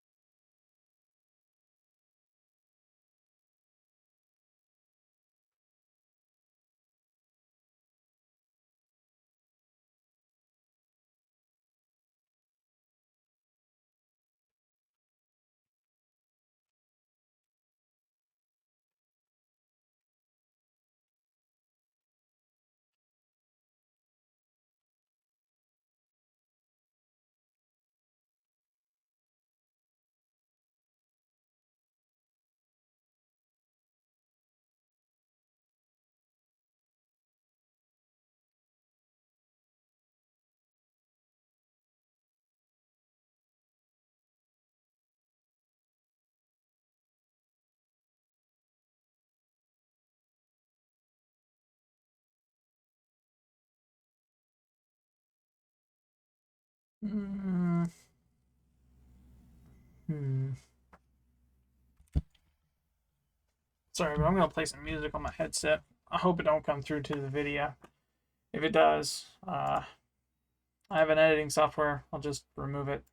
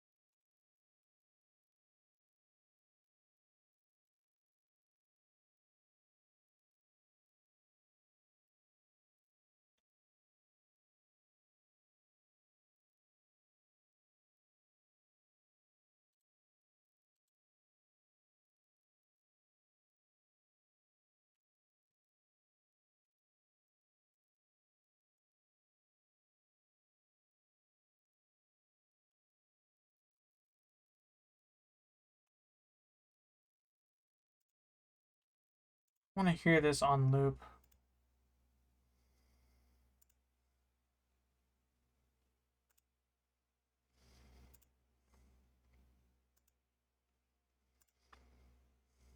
I just want to hear it over and over again. Don't know why. Just do.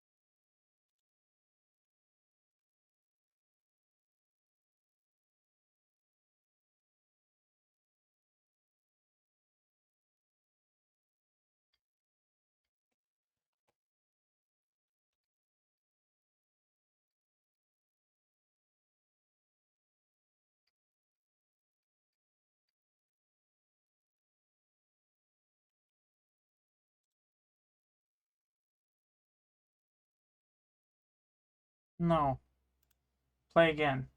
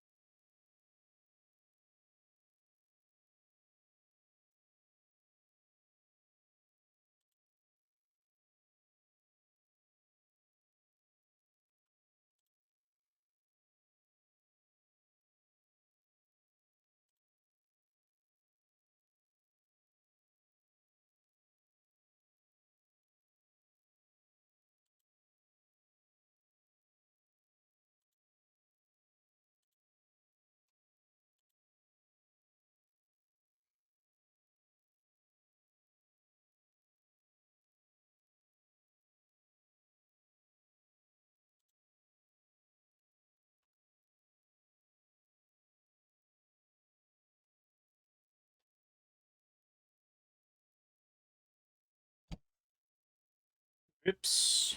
That was not what I meant to do. Not at all.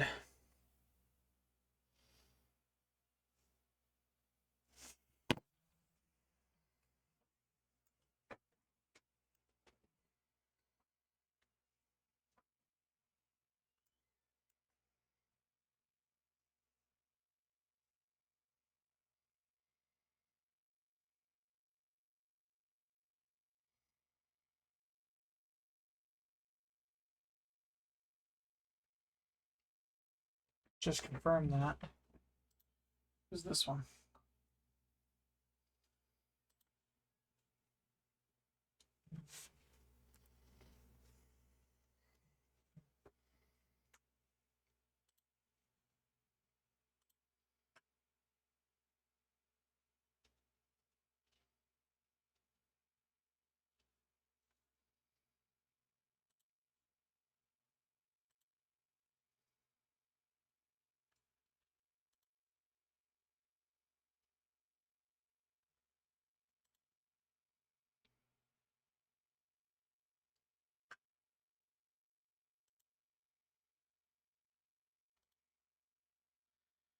Seems I have.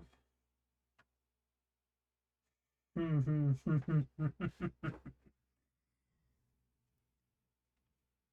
going to have a lot of work to do come stream, and I'm honestly excited for it because of all of what I'm seeing here, and this is 1,000 times more professional than I have ever had a setup of mine go through, to be completely honest. This saves me so much time. So freaking much time, actually. This actually unites everything I can do all in one, and I can do stuff and it work the way I want it to. So, with that being the said and done case. Ooh. Ooh, ooh, ooh, ooh.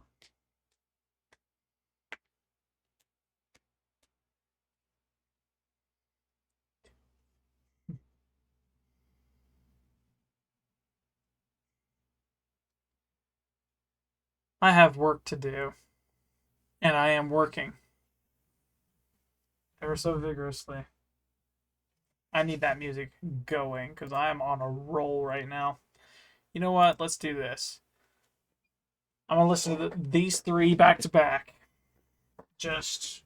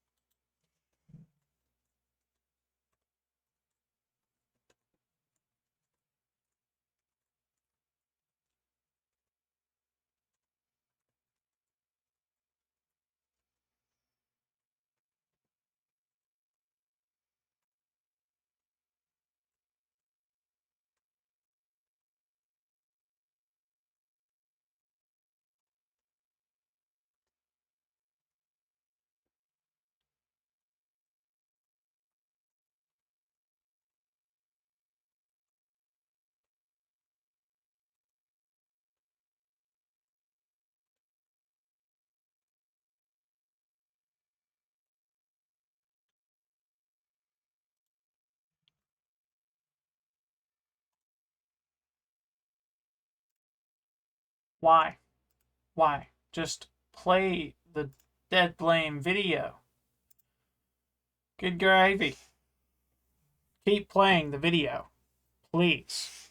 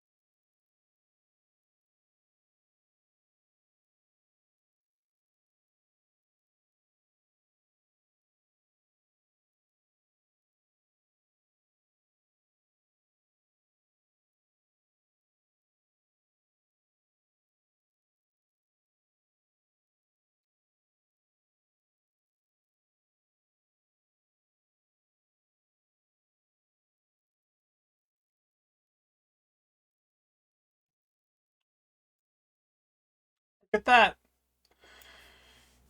In the time I have been at work, my investment has paid off.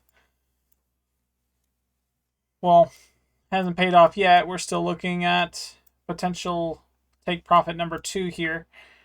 With any luck, it'll hit. And yeah.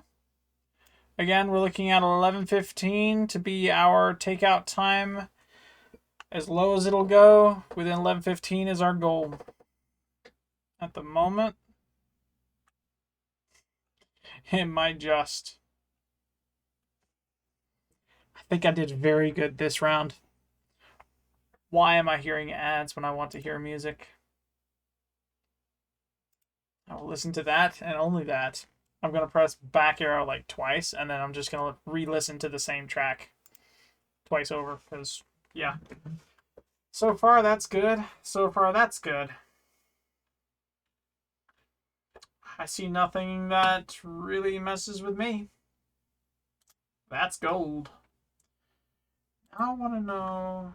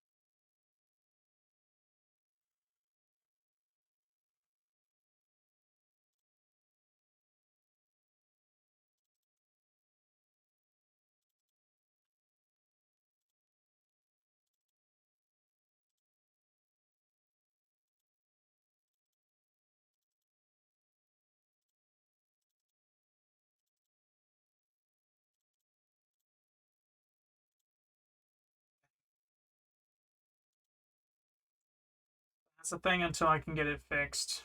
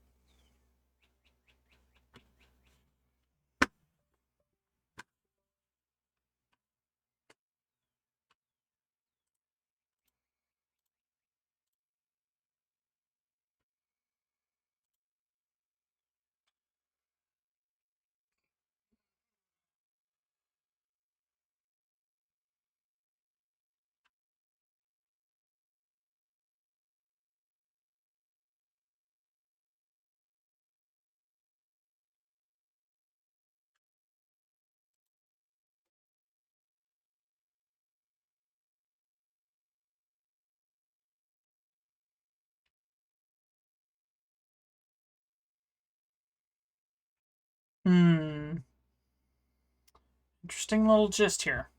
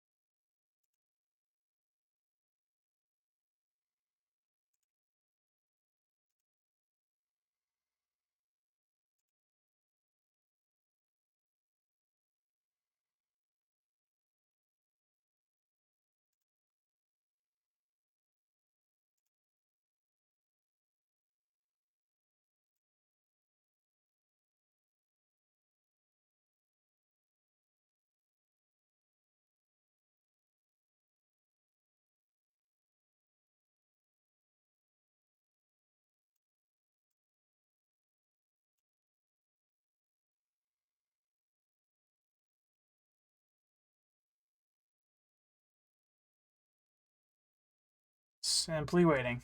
That's all we're doing right now. It's just waiting. We are in a downtrend. It's paying off at the moment. It's actually well in the down. We're simply waiting. That's all we're doing. I'm more than happy to close at the moment, but at the same time, want to see.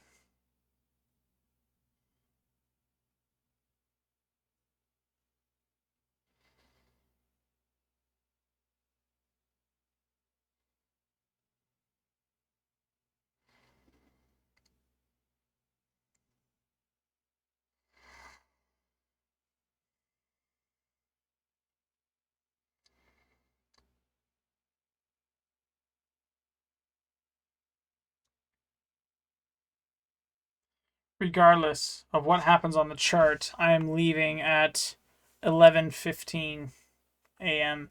I want this as low as possible. If it hits this take profit, I'm more than happy to close the position. 11:15 is our target real time because I'm not going to wait for the chart to update for 11:15 because by the time it does, it will have already passed 11:30 and that is too close to 12. Way too close. Don't even want to go near that time. I do not want to see the ugly face of an FOMC folder mess up a perfectly good trade. Right now, it's going very, very well. We're going to hang on to it right up until about 11. We're going to check, see what's happening, and just go from there. Right now, it's going well.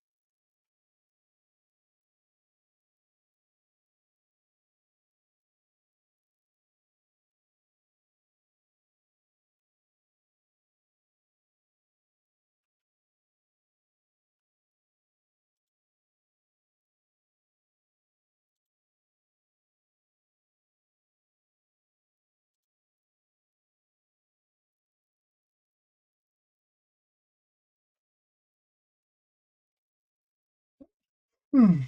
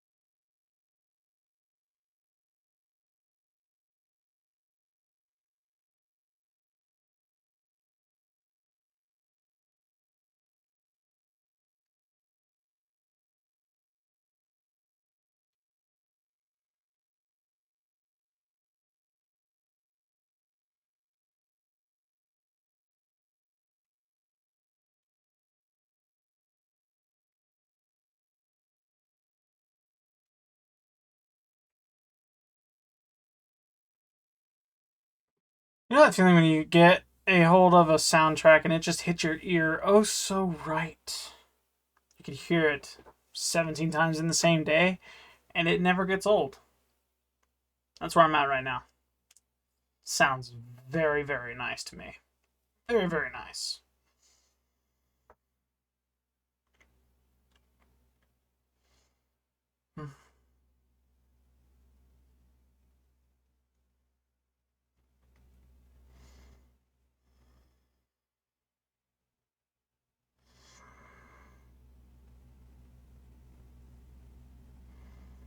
We are approaching 1050.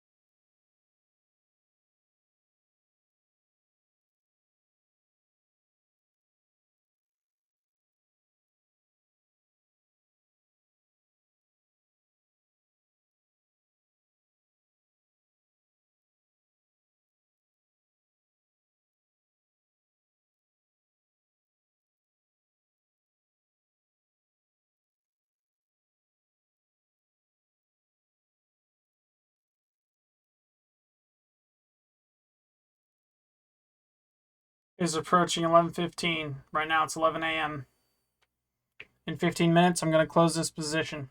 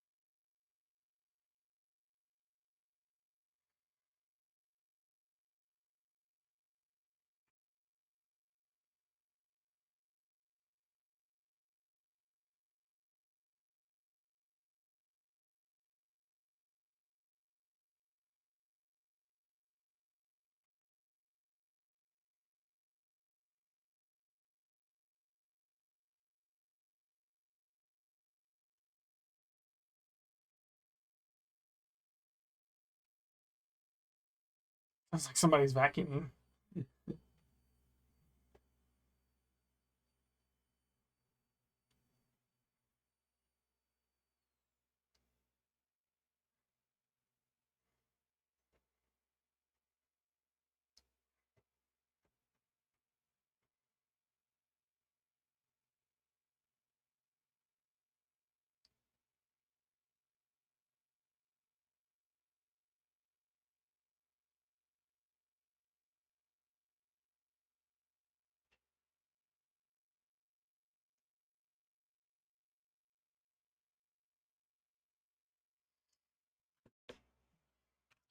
Set that mouse flying.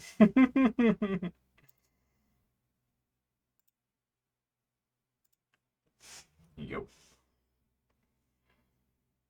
It's 11:02 at the moment.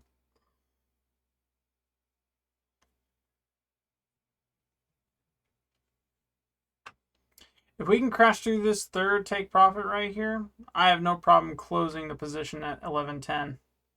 Maybe 11:05 if it goes down far enough. I think that's a smart move on my part, just so we're that little bit extra safe. I prefer that being safe.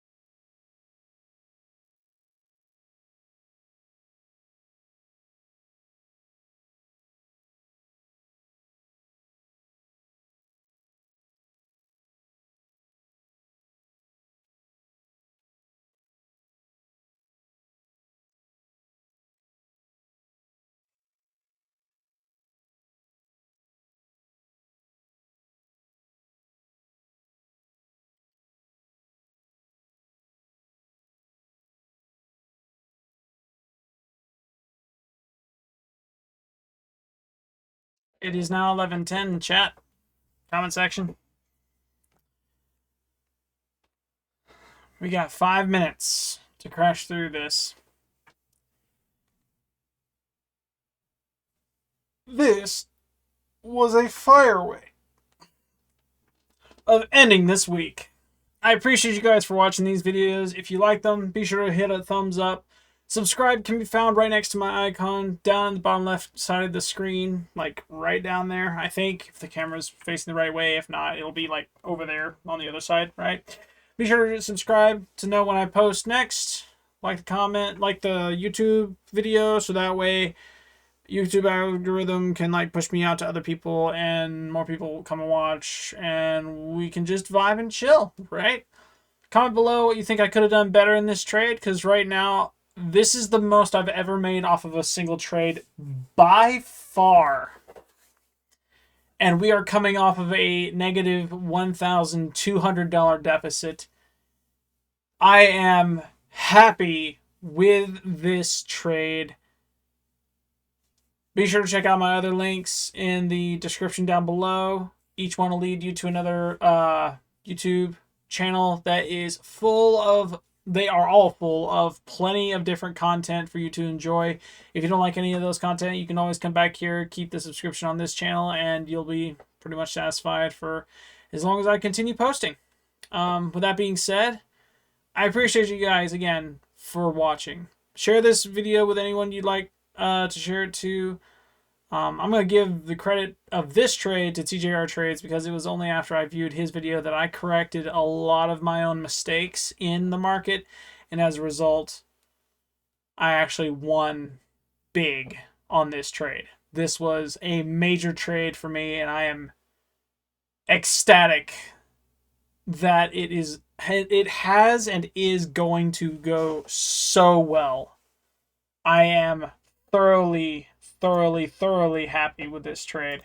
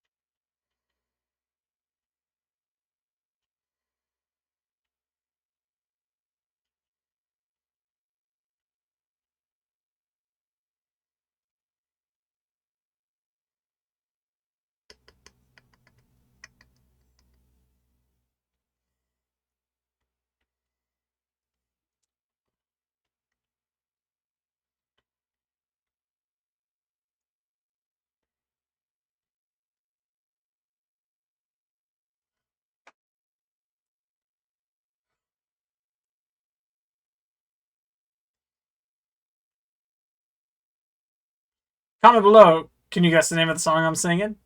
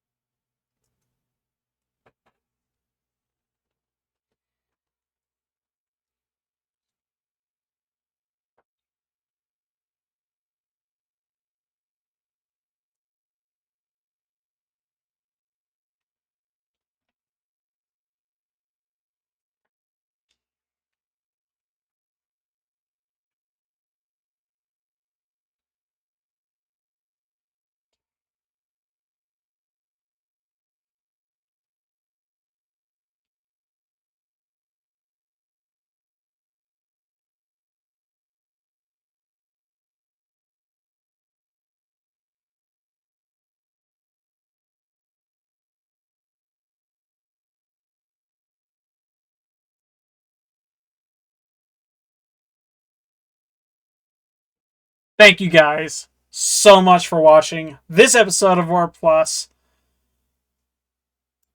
I will see you in the next video. Peace out.